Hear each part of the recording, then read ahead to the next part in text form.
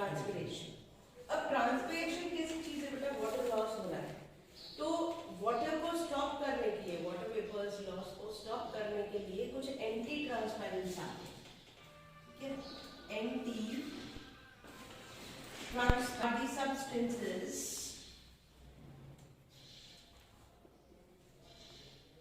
or you can say chemical which are used to stop transpiration process, या उसको slow करने के लिए या उसको स्टॉप करने के लिए जो सब्सटेंस या जो केमिकल्स हम यूज करते हैं उसको बोलते हैं एंटी ट्रांसपेरेंट। एंटी मतलब उसके अगेंस्ट, ठीक है। ट्रांसपिरेशन प्रोसेस हो रहा है लेकिन होना नहीं चाहिए, तो उस टाइम पे हम कुछ केमिकल्स यूज करते हैं, ठीक है। फॉर एग्जाम्पल आप यूज कर सकते हो फिनाइल मर्क्यूरिक एसिटेट, ठीक है, और you can use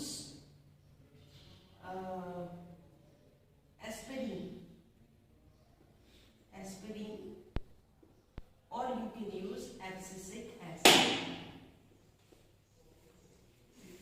Abscisic acid.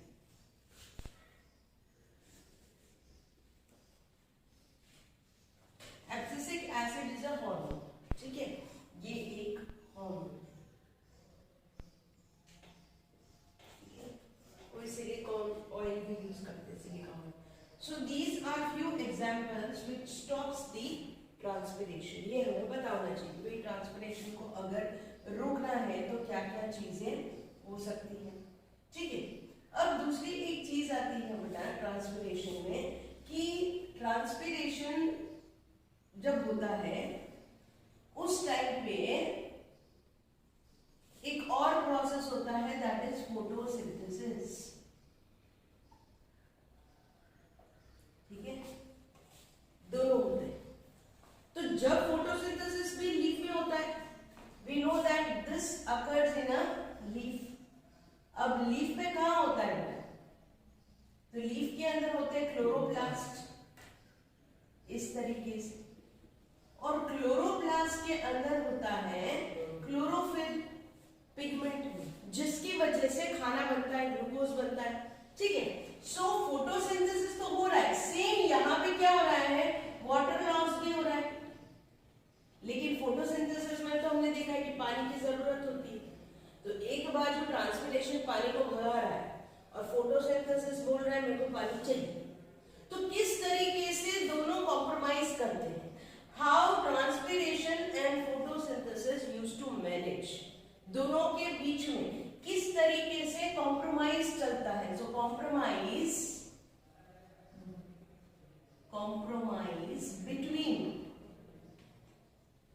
Both the process, ठीक है। कॉम्प्रोमाइज किस तरीके से, between the transpiration and between the photosynthesis, कैसे एक दूसरे का सहारा बन रहा है, हालांकि दोनों ऑपोजिट है, still they are having a some kind of compromise, ठीक है। एक बच्चा है वो मुस्लिम है, एक हिंदू है, फिर भी एक ही क्लास में दोनों बेस्टी, कैसे, तो कोई बात होगी उसके सेलिब्रेशन में वो जाता होगा, दिवाली होगी तो वो जाता होगा, मिलजुल के रहते होंगे तो कोई तो कुछ होगा, भले दोनों अलग अलग है, same thing is happening here. Transpiration बोल रहा है मैं तो पानी को भगा दूंगा, फोटो से भाई साहब मेरे को तो पानी चाहिए, ठीक है, इसके बगैर इसको नहीं चलता है, इसके बगैर इसको नहीं चलता, दोनों साथ साथ में रहेंगे, तो किस तरीके से उनका कॉम्प्रोमाइज कर सकता है ये, we will see all those points which are helpful to understand the transpiration। Transpiration बहुत सारे फायदे करवाता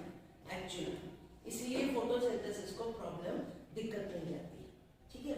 तो ऐसे कुछ अच्छी चीजें इसके बारे में देखते हैं कि ट्रांसपिरेशन की वजह से क्या होता है। पहली चीज तो ट्रांसपोर्ट और एब्जॉर्प्शन का जितना भी प्रोसेस होता है that is done by the transpiration. So transpiration help in transport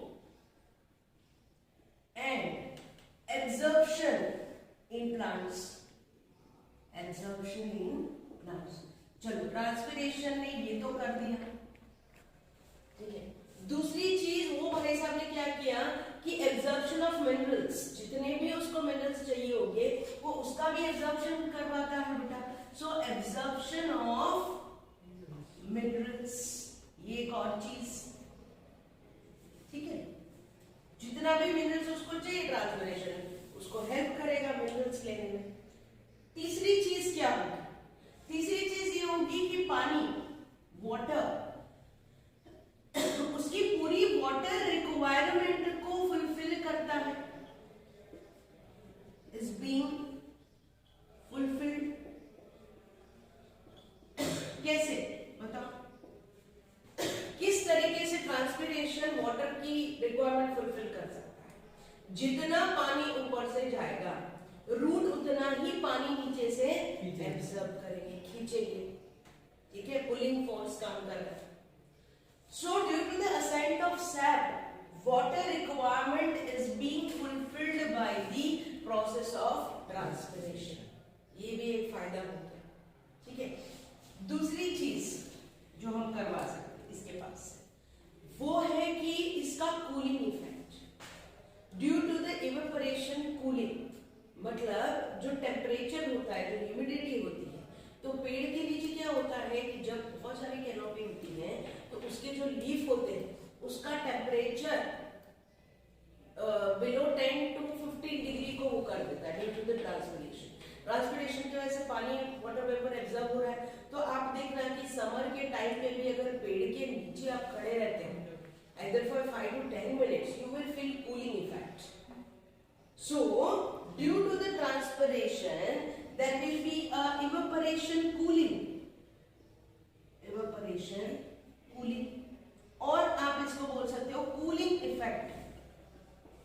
cooling effect क्यों होता है बेटा? क्योंकि लीफ के अंदर ट्रांसपिरेशन हो रहा है, समर में भी लीफ के अंदर ट्रांसपिरेशन, जिसकी वजह से वहां आजू बाजू में क्या हो जाता है, ठंडक हो जाती है। कैनोपी के नीचे आप बैठोगे, चाहे वो नीम का पेड़ ही क्यों ना, उसके नीचे आप समर में जाओ ना तो आपको शेडो के नीचे एक ठंडक मिलेगी, and that is due to transpiration. तो ये क्या करता है, उसके टेम्परेचर को 10 to 15 डिग्री सेंटीग्रेड मेंटेन करता है, कूलिंग इफेक्ट देता है।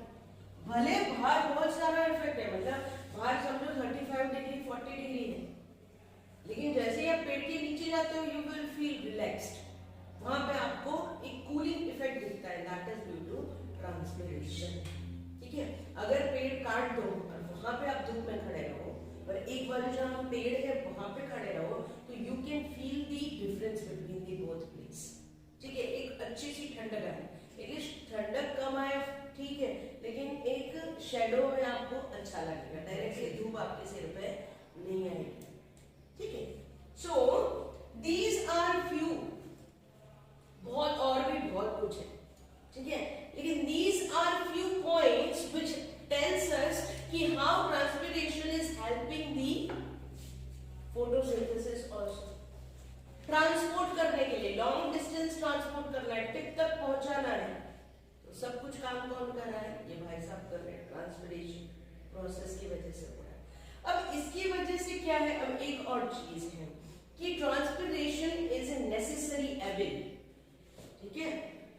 बहुत सारे अलग अलग साइंटिस्ट हैं, जैसे कर्टिस है, बहुत अलग अलग साइंटिस्ट हैं, उन्होंने एक्चुअली ट्रांसपिरेशन को एविल बोला है, दुश्मन, लेकिन अच्छा वाला दुश्मन, नेसेसरी एविल। एविल मतलब समझो भूत, अच्छा वाला भूत, ठीक है। तो वो नहीं होता जीनी, जीनी बोलते क्या बोलते हैं, जो अलादीन के पास था, जिन था, तो जिन भी दो टाइप के होते हैं, अच्छा वाला होता है, बुरा वाला होता है। ऐसे रगड़ दिया तो अच्छा वाला जीन, बुरा वाला जीन बुरा करेगा, अच्छा वाला जीन अच्छा करेगा। वैसे ट्रांसपिरेशन भी है तो बुरी चीज कि भाई पानी निकल रहा है, लेकिन वो भी किसके लिए? अच्छाई के लिए। So transpiration is a necessary evil, necessary evil, ठीक है खराब चीज लेकिन चाहिए, इसके बगैर ना चले, क्योंकि इसके फायदे भी। अब हो नहीं रहा है बेटा, इसके बाद यहाँ पे कुछ इसके लिए लिखते हैं कि most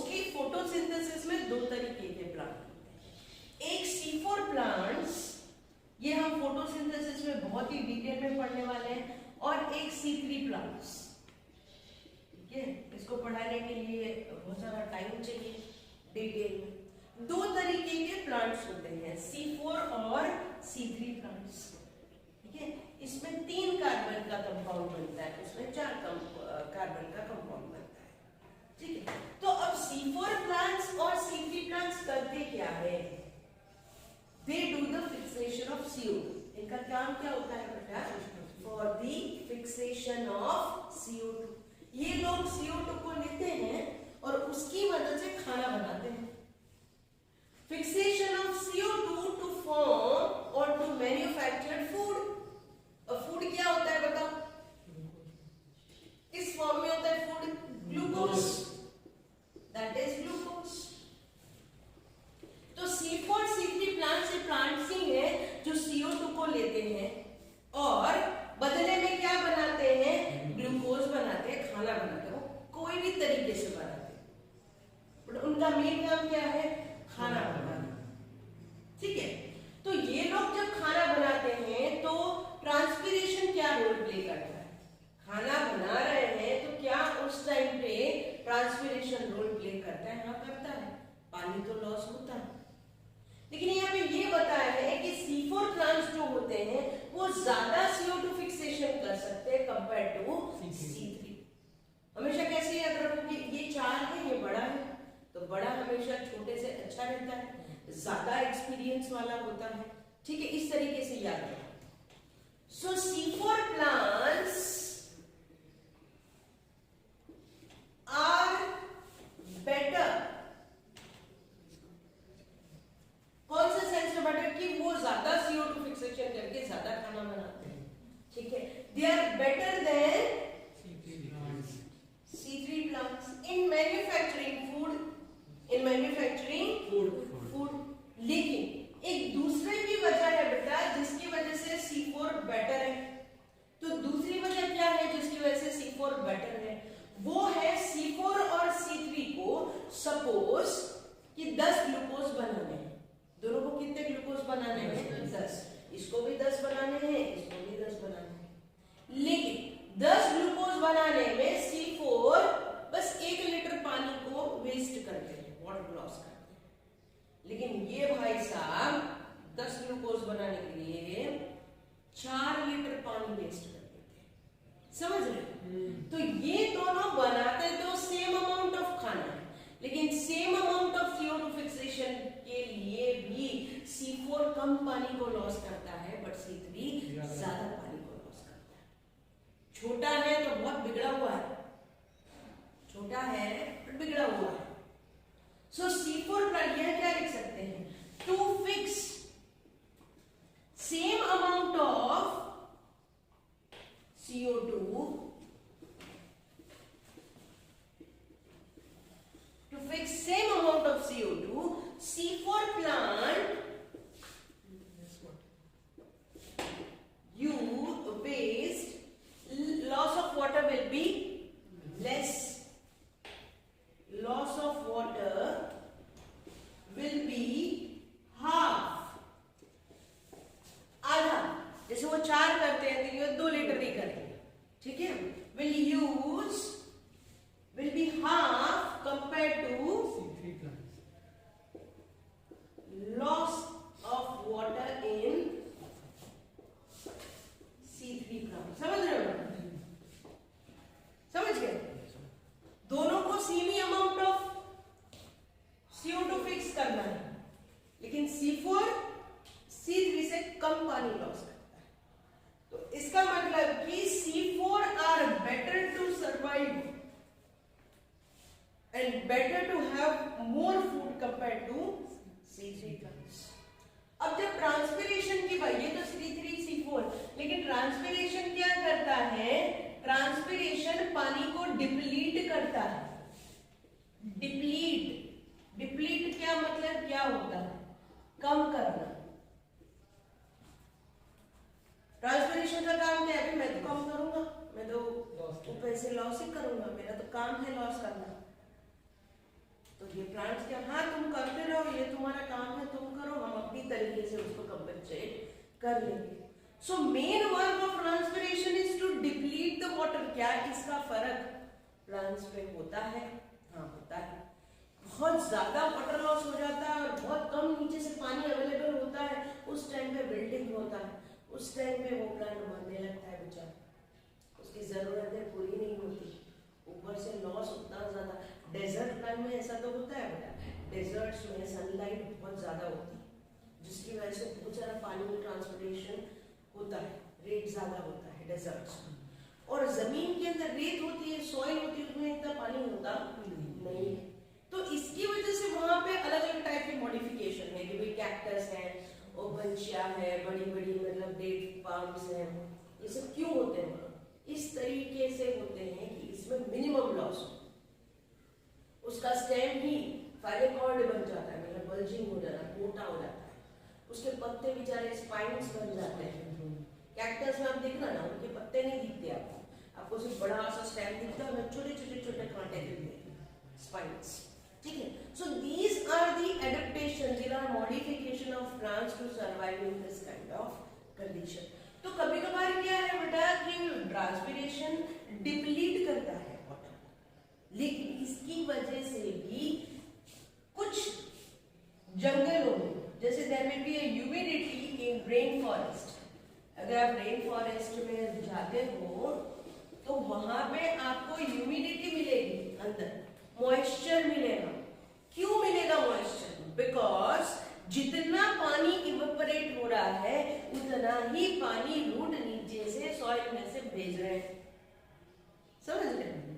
so there will be humidity. हालांकि हमें पता है कि transpiration is a deplete the water, but still in humidity in rain forest is found. क्यों? Because amount of water loss by leaf can be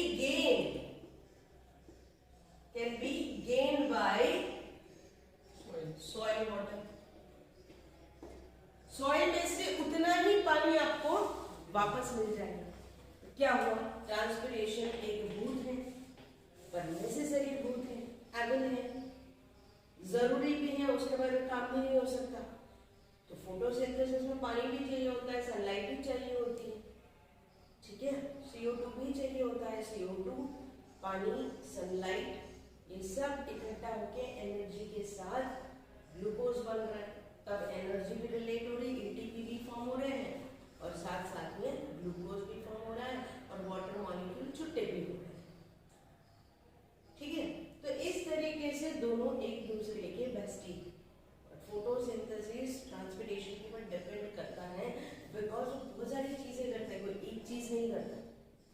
transport से लेके absorption से लेके ट्रांसपोर्ट करता है ढेर सारा, पानी को पहुंचाता है ढेर सारा, कूलिंग इफेक्ट देता है, बहुत सारे काम करता है, ऐसी कोई चीज नहीं है कि एक काम करता है, ठीक है। So these are the points which are related with the transpiration.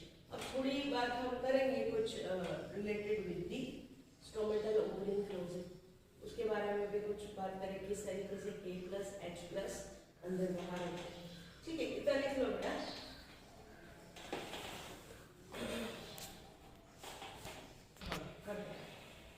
So transpiration play a very important role. इतनी बड़ी कथा की मैंने, ठीक है, उसमें इतनी स्टोरी में ये पता चल गया भाई ट्रांसपिरेशन भले एविड है बट अच्छा होता है, इट्स अ नेसेसरी है। बट ट्रांसपिरेशन मेनली किसके थ्रू होता है बेटा? स्टोमेटल ओपनिंग के थ्रू जो ट्रांसपिरेशन होता है सबसे ज्यादा होता है, 80 to 90% मोस्टली प्लांट्स में वो होता है। अब स्टोमेटल ओपनिंग एंड क्लोजिंग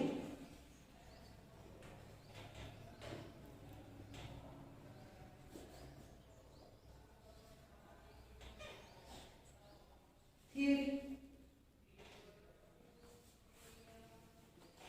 अब अलग अलग साइंटिस्ट आए, वो अपनी तरीके से अलग अलग थियरी दे रहे थे। एक थियरी जो बाहर आई that was sugar starch interconversion,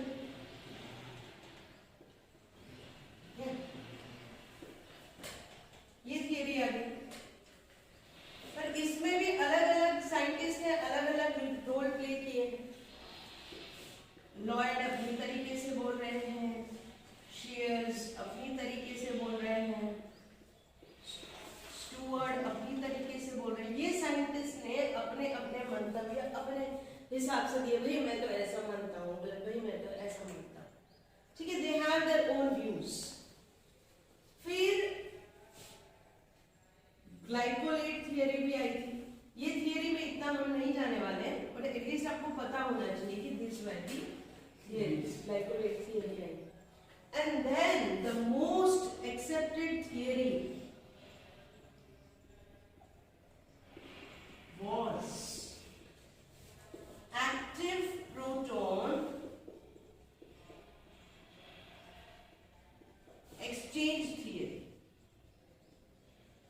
exchange theory, ये थियरी को सबसे ज्यादा महत्व दिया गया था, इंस्ट्रूमेंटल ओपनिंग एंड क्लोजिंग, ठीक है। तो ये कुछ थियरी ऐसी आई थी बेटा जिसके ऊपर से इंस्ट्रूमेंटल ओपनिंग क्लोजिंग के बारे में लोग जानने लगे, पहचानने लगे, ठीक है। अब बात करते हैं लॉयड भाई साहब की, ठीक है। तो ये जो लॉयड है इसने क्या बोला कि भाई जब स्टोमेटा खुला होता है, open during the day time, आपको पता है दिन में खुलता है, during day time, so sugar is there, ऐसा बोले। बट नाइट में closed during very good night time, रात में, तो there is starch, ऐसा कुछ बोल दिया, ठीक है। then स्टुअर्ट आए, शेयर्स आए। तो शेयर्स भाई साहब ये बोले कि भाई दिन में when the stomata are open, at that time they have neutral, they have alkaline pH, alkaline or basic pH, ठीक है, basic pH। लेकिन नाइट टाइम में they are acidic pH, ठीक है। कार्बनिक एसिड फॉर्म होता है नाइट टाइम में, तो जिसकी वजह से उन्होंने क्या बोल दिया कि एसिडिक पीएच रहता है, ठीक है। अब एक चीज मैंने आपको लिखा है, एक क्वेश्चन, स्कोटो एक्टिव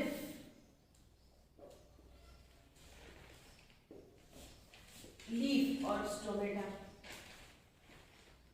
ये ऐसे लीफ है, स्कोटो एक्टिव लीफ, जिसमें स्टोमेटा रात में खुलता है, at night they open and day time they close,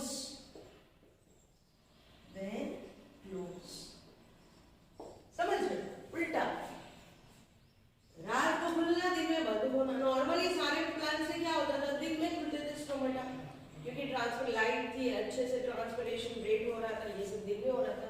लेकिन कुछ प्लांट्स जैसे कैक्टस हैं, ठीक है, जो डेजर्ट में होते हैं, एरिड एरियाज में होते हैं, जिसको बोलते हैं crassulacean acid metabolism, CAM plants,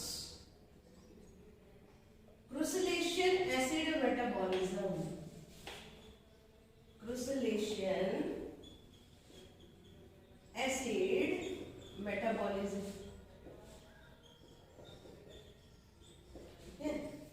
पूरी रात ये लोग एसिड बनाते हैं, मेनिक एसिड बनाते हैं, वैक्यूम से इकट्ठा करते हैं, ठीक है। तो ऐसे केसेस में कभी कभार क्या होता है, स्कोटो एक्टिव स्टोमेटा, मतलब वो स्टोमेटा रात को खुलता है, दिन को बंद हो जाता है, ठीक है।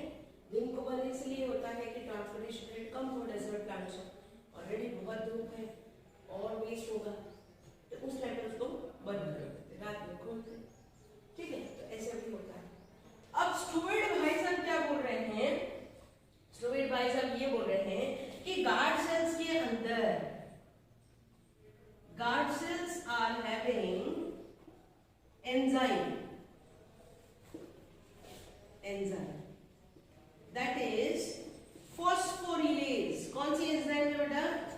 फॉस्फोरिलेज और हाइड्रोक्सिलेज। गार्ड सेल्स के अंदर ये एंजाइम है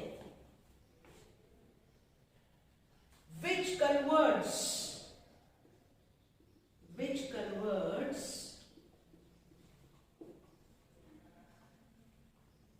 starch into glucose 1-phosphate।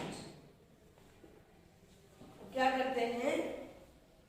उसको ग्लूकोज 1-phosphate में कन्वर्ट करते हैं।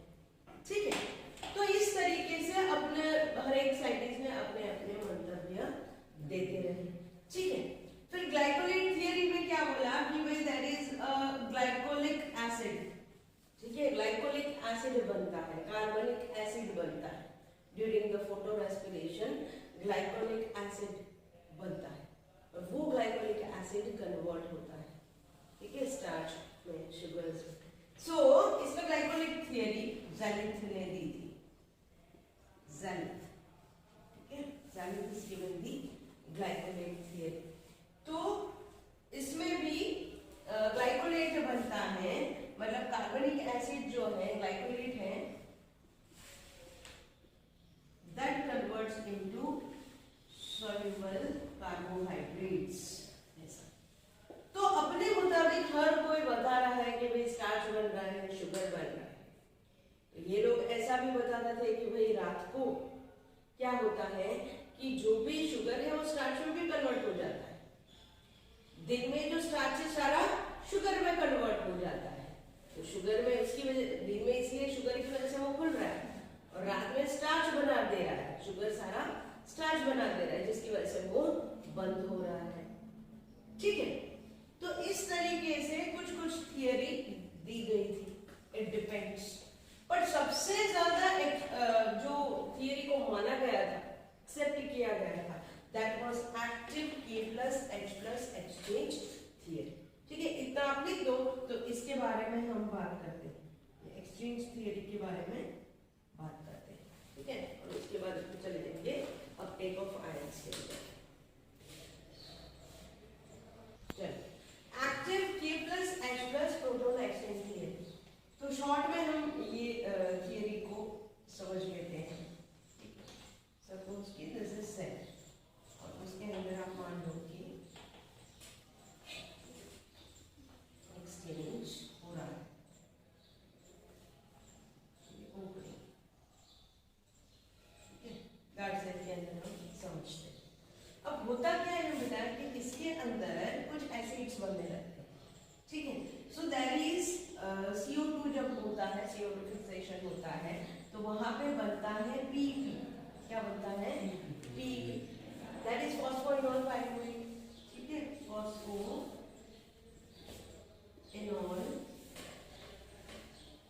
पाइरुवेट। अब ये phosphoenol pyruvate with the help of peptase, peptase is a enzyme. ठीक है, so this is enzyme phosphoenol pyruvate carboxylase enzyme, PP carboxylase। ठीक है, PP का तो ऊपर लिखा है phosphoenol pyruvate carboxylase enzyme। ये एंजाइम PP को तोड़ देती है, मतलब कन्वर्ट कर देती है इन oxaloacetic acid। This is oxaloacetic acid। ठीक है, ये ऑक्सिलो एसिड कन्वर्ट होता है मेलिक एसिड में, मेलिक एसिड। अब क्या होता है कि यहां से मेलिक एसिड में H+ ये कन्वर्ट होता है मेलेट में। किसमें कन्वर्ट होता है? मेलेट। ठीक है, तो मेलेट में H+ प्रोटॉन अलग होता है, H+ प्रोटॉन बाहर जाता है, बाहर से K+ प्रोटॉन अंदर आता है, पोटेशियम बाहर से होता है वो अंदर की तरफ आता है। जैसे ही K प्लस अंदर आया तो ये मेलेट किसके साथ जुड़ जाएगा,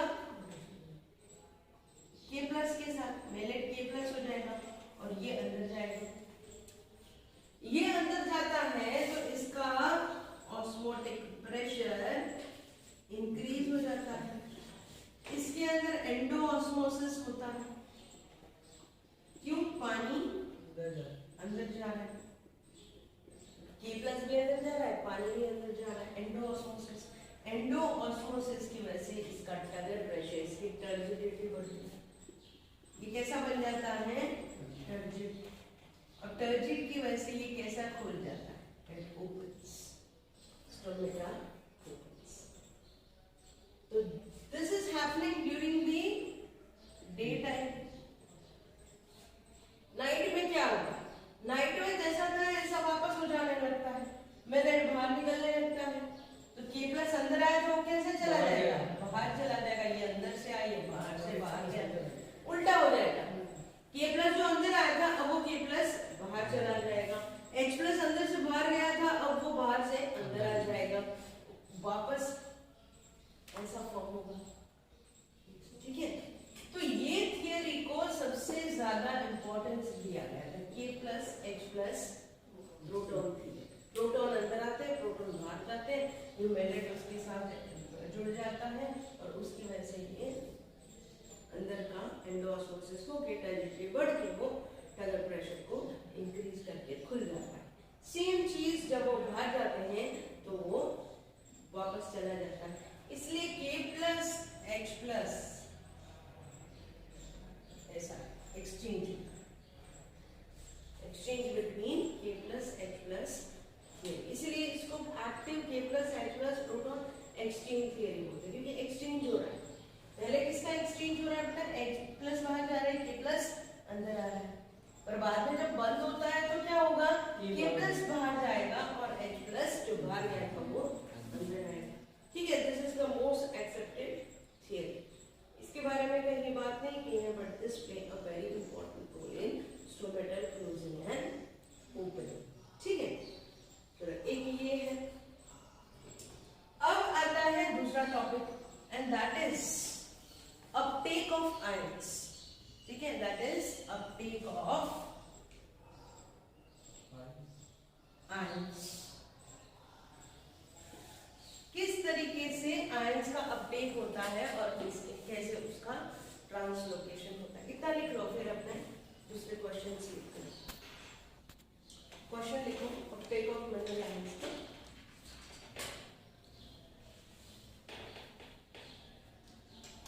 How does the plant fulfill the requirement? How does the plant fulfill the requirement of carbon, oxygen and minerals?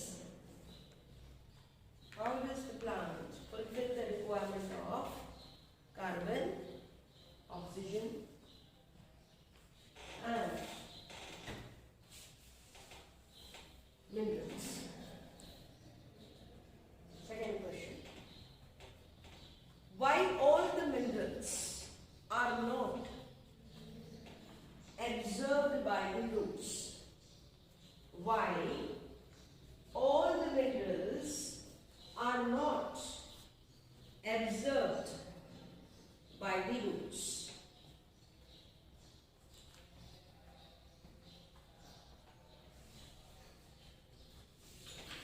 Okay, third question.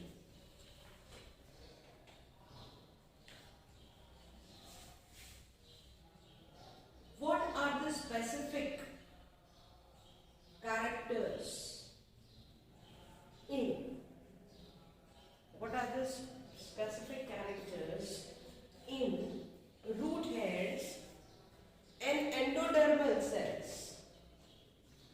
Root hairs and endodermal cells of root, which helps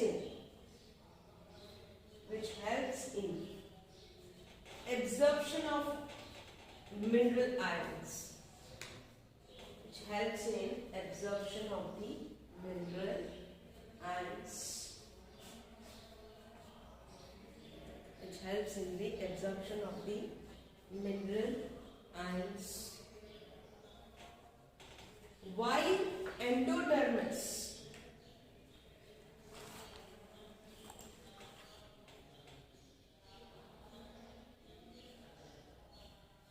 performed mineral absorption in one direction only.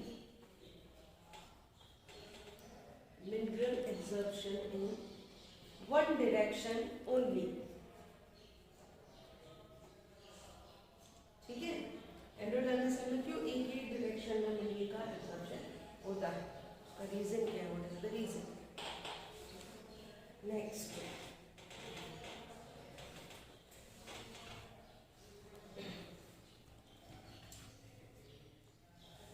what are the main chief sink for minerals in plants? What are the main chief sink for minerals in plants?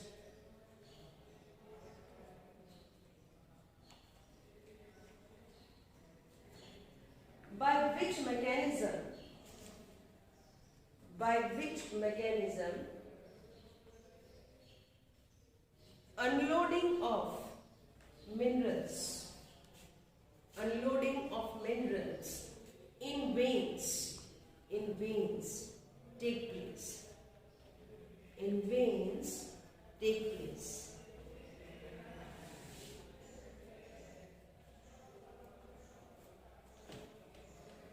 Explain the remobilization.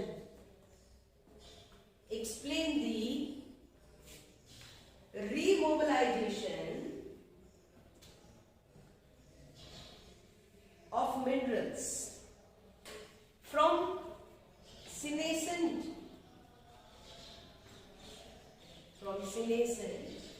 leaves.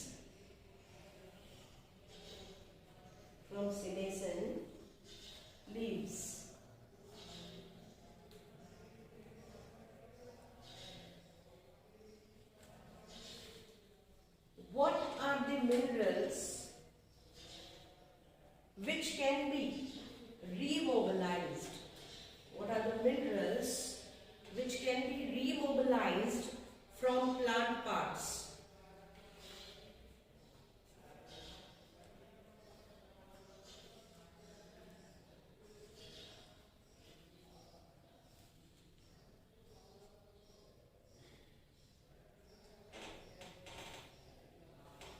Name the element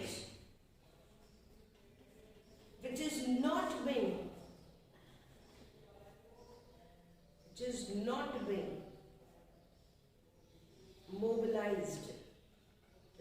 not being mobilized, or remobilized from the plant parts. ऐसा कौन सा mineral है जो remobilize नहीं होता है plant parts में से?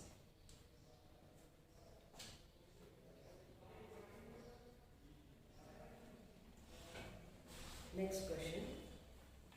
Study on exudates of xylem.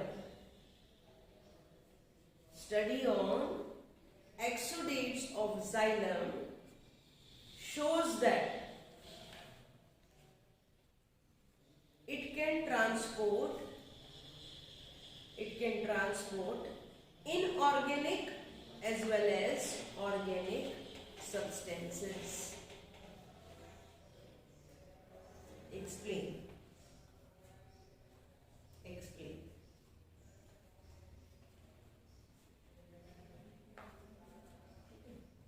ये कुछ क्वेश्चंस हैं related with the mineral Uptake आया, उसके बाद आएगा सोर्स एंड सिंक, उसके बाद आएगा, ठीक है। जो अपटेक ऑफ मिनरल आयंस, पहली चीज तो नॉर्मली क्या होता है बेटा कि कार्बन है, ऑक्सीजन है, तो ये एटमॉस्फेयर में से ही मिल जाते हैं। Carbon and oxygen plants get from the CO2, ठीक है, मतलब कि atmosphere, they can get from the atmosphere में से मिल जाते हैं। लेकिन जब मिनरल्स की बात आती है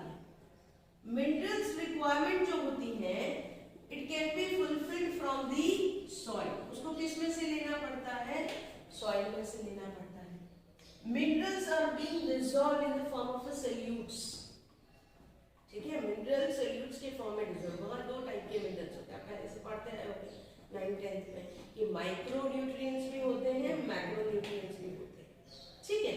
तो इसके बारे में कुछ ज्यादा उसमें नहीं जा रहे बिकॉज हम नेक्स्ट चैप्टर है ही मिनरल्स का। So there are micro nutrients and there are macro nutrients, ठीक है। नाम से ही पता चल रहा होगा बेटा, micro and macro, they required in less amount, ठीक है, and they required in more amount. But इसकी कहानी थोड़ी अलग है। मैक्रो न्यूट्रिएंट्स प्लांट में बहुत कम अमाउंट में होते हैं, रिक्वायरमेंट ज्यादा है। जैसे आपके घर पे सामान लाने के लिए पैसों की जरूरत ज्यादा है, लेकिन पैसे ज्यादा नहीं है, ठीक है। पैसे तो बहुत चाहिए, कपड़े लेने हैं, खाना लेना है, सब जरूरतें लेनी है, घर की लाइट बिल भरना है, सब कुछ पैसे तो बहुत चाहिए। तो प्लांट को भी मैक्रो न्यूट्रिएंट्स बहुत चाहिए, बहुत चाहिए, मोर रिक्वायरमेंट, मोर अमाउंट। लेकिन प्लांट के अंदर उतने हैं नहीं, इसके पास ये इतने मिलते नहीं है, उसको लेना पड़ता है, ठीक है। सॉइल में भी उतने अवेलेबल नहीं है। पैसा दुनिया में बहुत है बेटा, उसको कमाना आना चाहिए, समझ लो। There lot of money in the world, उसको कमाना आना चाहिए। वैसे ही सॉइल में बहुत कम है, very less amount of macro nutrients, उसको बाहर से लेना पड़ता है, ठीक है। तो फार्मर्स क्या करते हैं, फर्टिलाइजर ऊपर से डालते हैं ताकि वो प्लांट की रिक्वायरमेंट पूरी हो सके। बट माइक्रो न्यूट्रिएंट्स का क्या है, बहुत कम चाहिए, लेकिन प्लांट में हमारे पास ढेर सारा है। Plant required in a less amount, but plant is saying I am having more amount of micro, ले जाओ, ठीक है। मुकेश अंबानी है, उसके पास ढेर सारा पैसा है, उसकी रिक्वायरमेंट बहुत कम है, 2 ही लोग हैं, 3 ही लोग हैं, उसकी रिक्वायरमेंट कम है, लेकिन उसके पास ढेर सारा पैसा है। तो किस पे लगाएगा, और अच्छा घर बनाने में, और अच्छा। चावल वो भी खाता है, हम भी खाते हैं बेटा, लेकिन चावल वो 400 रुपए की किलो खाता है, अपने 100 रुपए की किलो खाता है। चावल तो दोनों को चाहिए। So micro nutrients less amount requirement, लेकिन प्लांट को तो मेरे पास ढेर सारा माइक्रो न्यूट्रिएंट्स, पर क्या काम का चाहिए तो कम अमाउंट में, ठीक है। So there are micro nutrients as well as macro nutrients, जिसकी जरूरत बहुत कम रहती है, जैसे निकल है, बोरोन है, कि इतना नहीं चाहिए, कम अमाउंट में चाहिए होता है, ठीक है। लेकिन कुछ मेजर है, जैसे नाइट्रोजन है, फास्फोरस है, पोटेशियम है, ये तो ना चले। पोटेशियम अभी हमने देखा था स्टोमेटल ओपनिंग क्लोजिंग में, अगर पोटेशियम ना हो तो काम कैसे चले, समझ। So it depends on the requirements of the plant. इसकी वजह से क्या होता है, बेचारे को मिलता नहीं है तो डेफिशिएंसी होती है, पीले पड़ने लगते हैं, कभी देखना पत्ते पीले हो जाते हैं, कभी उसमें डॉट डॉट डॉट हो जाते हैं। तो वायरस की या ऐसे नहीं बात करें, वायरल डिजीज, बैक्टीरियल डिजीज की बात नहीं कर रहे, deficiency due to minerals also, ठीक है। कभी कभार वेन्स पीली पड़ने लगती हैं उसकी, कभी कभार पूरा पत्ता ही पीला हो जाता है। So this all are due to the deficiency of the minerals. तो मिनरल्स तो बहुत चाहिए, अब चाहिए तो लेने तो पड़ेंगे, ठीक है। सो लेने के लिए हम ट्रांसपोर्ट करते हैं, that is translocation, translocation. So transport of minerals in the form of solutes, in the form of solutes, they are dissolved. थोड़े बहुत तो पानी में भी dissolved होते हैं, they are also dissolved in the water. इसलिए तो बोलते हैं water and minerals are coming through the xylem, ठीक है। तो ये आ तो जाते हैं, transport of minerals in the form of solutes के form में, from one organ to the other, organ, समझ रहे हो, ट्रांसफर कर रहे हैं एक जगह से दूसरी जगह, इसको भी ट्रांसफर होना पड़ता है, ट्रांसलोकेशन करना पड़ता है with the help help of xylem and phloem. ठीक है, विद द हेल्प ऑफ, यहाँ पे काम करेंगे जाइलम एंड फ्लोएम। तो वो हम देखेंगे किस तरीके से करेंगे, बाई डायरेक्शनल। ठीक है, नीचे से ऊपर भी जा सकते हैं, ऊपर से नीचे भी जा सकते हैं। खाना है, फूड है, ऑर्गेनिक कंपाउंड्स है, मिनरल्स है, ऊपर से नीचे, नीचे से ऊपर, बाय डायरेक्शन। लेकिन पानी तो यूनिडायरेक्शनल, ऊपर ही जा रहा है, ऊपर। ये लोग मल्टी डायरेक्शन, जहां जिसको जहां जरूरत है खाना पीना पहुंचा दिया। ठीक है, तो इस तरीके से बेटा इनका ट्रांसलोकेशन होता है। लेकिन हमारा क्वेश्चन ये था कि why all the minerals are not absorbed? Minerals, यहाँ पे मैं लिख देती हूँ, all minerals are not absorbed by roots. क्यों सारे मिनरल्स रूट्स के थ्रू एब्जॉर्ब नहीं हो सकते? तो हमारे पास दो फैक्टर हैं, दो वजह हैं। There are two ways to explain कि क्यों सारा मिनरल, क्यों रूट ही एब्जॉर्ब नहीं कर लेते। There are two ways to explain. ठीक है, पहली चीज तो ये है बेटा कि मिनरल्स जो है they are positively charged ions. ठीक है, वो चार्ज्ड आयंस के फॉर्म में। So minerals are charge particle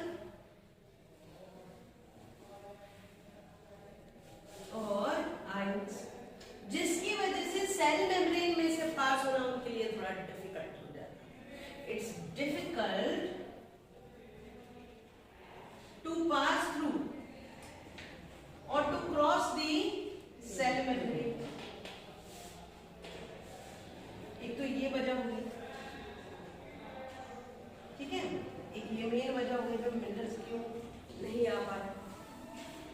और दूसरी चीज जो है, जो दूसरा पॉइंट ये है बेटा कि जो मिनरल्स रहते हैं सॉइल के अंदर, इनका लो कंसंट्रेशन होता है। मिनरल का सॉइल के अंदर कम कंसंट्रेशन रहता है, but in root heads there is more concentration. समझ रहे हो?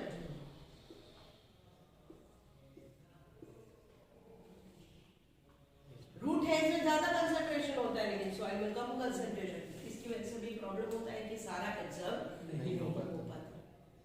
तो इसकी वजह से बेचारे रूट हेड्स और ये मिनरल्स जो होते हैं, ये कुछ अमाउंट में, in some amount of minerals absorbed through passive transport. Passive transport थोड़ा बहुत पैसिव फॉर्म में हो जाता है, डिफ्यूजन के थ्रू हो जाता है। ठीक है, कभी कभार ऑस्मोसिस के थ्रू भी हो जाता है। तो थोड़ा बहुत पानी के साथ आ जाता है, पैसिव ट्रांसपोर्ट हो जाता है। लेकिन इसको एक्टिव ट्रांसपोर्ट की भी जरूरत पड़ती है। So there must be a requirement of a active transport. तो किस तरीके से करते होंगे ये एक्टिव ट्रांसपोर्ट? इसका मतलब यहाँ पे हम एक पॉइंट लिख सकते हैं कि ions are transport by both the means, active and passive. दोनों तरीके का एब्जॉर्प्शन हो रहा है, active as well as passive. तो थोड़ा बहुत पैसिव से हो रहा है, लेकिन थोड़ा बहुत एक्टिव से हो रहा है। और एक्टिव से कैसे होता है वो हम देखेंगे। ठीक है, how will take place with the active. उसके लिए रूट हेड्स में क्या चीजें अवेलेबल है और एंडोडर्मल सेल्स में क्या चीजें अवेलेबल है, जिसकी वजह से मिनरल्स ऊपर की तरफ खींच रहे हैं। ठीक है, इतना लिख दो।